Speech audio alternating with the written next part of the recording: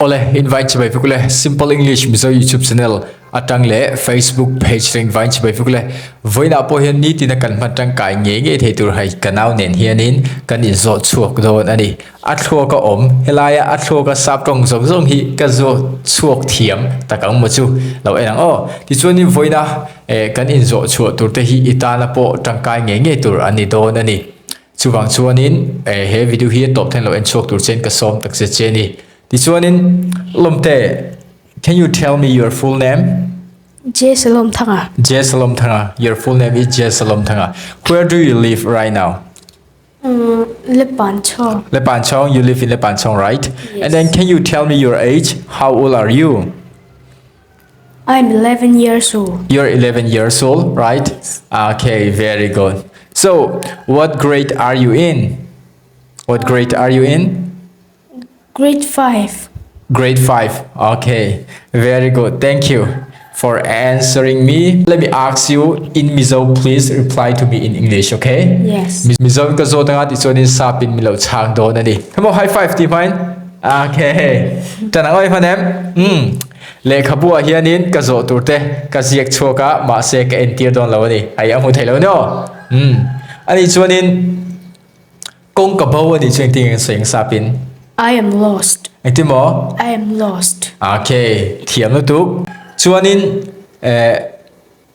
khoi min ngai dam ro ni chuan ting sayang. Please forgive me. Ti mo? Please forgive me. Okay, very good. Ani chuanin min tan pui thei nge mani chuanin ting sayang. Can you help me? Ti mo? Can you help me? Okay, thal tuk. Ani chuanin tu ma ka lau lo ani chuan ting sayang. I fear no one. Okay, very good. Ani chuanin ima chia om kha ani chuan ting sayang. It is right in front of you. Ti mo? It is right in front of you. Okay, sai fia tha hle maya. Ani chuan mutahun ani chuanin. It is time for bed. Very good. Ani chuanin in bualem ani chuan ting sayang. Did you take a shower? One more time, thal tuk. Did you take a shower? Fan thiam thai ve tru hle maya. He ting em tru bru chu zuni che thina mi mo. Ani chuanin an nuam nu tuk ani chuan ting sayang.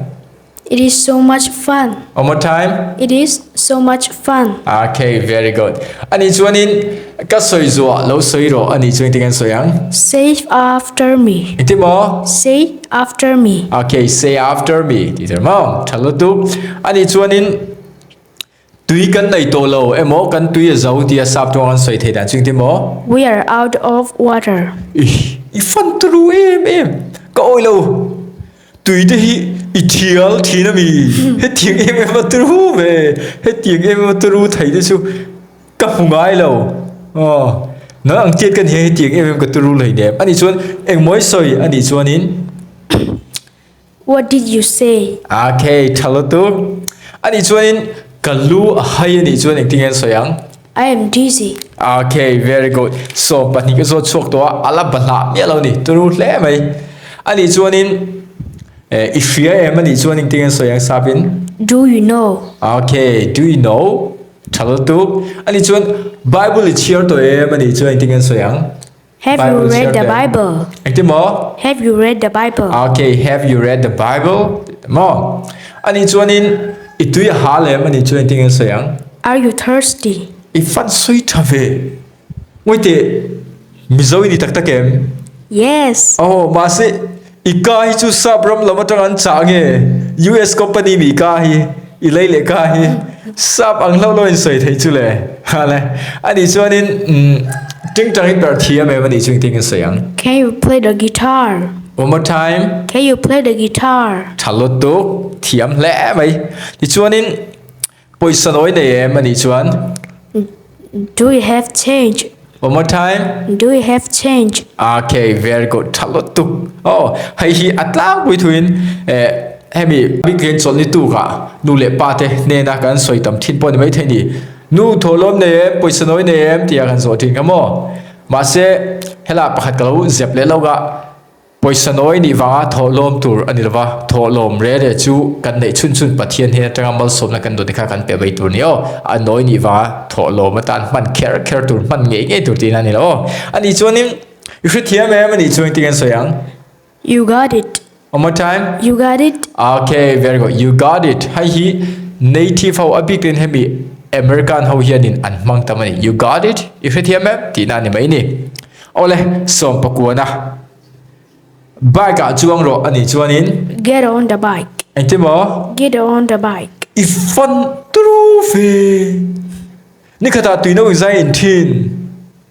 Nấu khật bà Nấu- in ngay rồi. Nấu khẩn mà in ngay là vô. Anh xuân anh nghe xuân sama mi nghe bảo ruột. Anh xuân nên milia su anh xuân tiếng soyang. Don't sell me. One more time. Don't sell me. Okay, don't shell me. Thì tưởng mà milia su ni xuân don't shell me. Ole, pakhana tanga som ni na theng ka zo ta. Bala mi lo mi na soi thai ni. Come on, high five hi ipure re. Hết tiếng email thiam thầy thế chú ngồi tệ anh tin nghe trôi ai bi ilem popo mi thiam me lên lem mi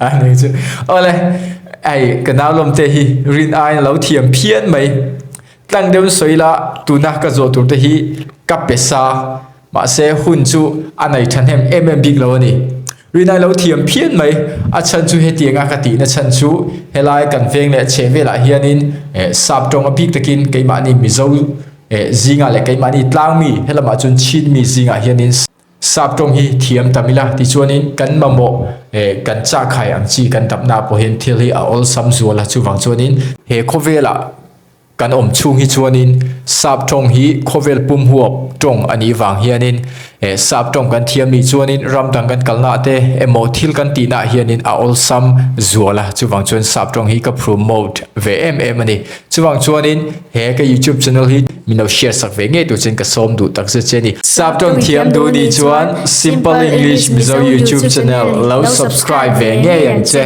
bye bye next video kan mule don ya